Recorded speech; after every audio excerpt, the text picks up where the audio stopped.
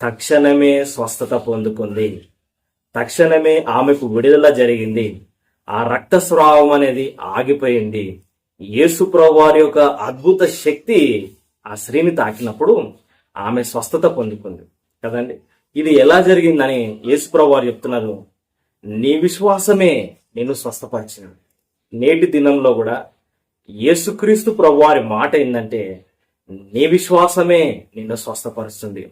నీ విశ్వాసమే నీకున్న అప్పుల్లో నుంచి విడిపిస్తుంది. నీకున్న విశ్వాసమే నిన్ను ఆ సమస్యలో నుంచి బయటికి తీసుకొస్తుంది. అయితే ప్రభువుని నమ్ముతున్నావా? యేసుక్రీస్తు ప్రభువారిని వెంబడిస్తున్నావా?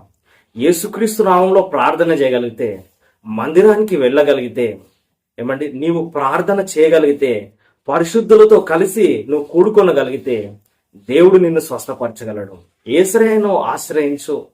యేసుక్రీస్తు నామంలో స్వస్థత ఉంది.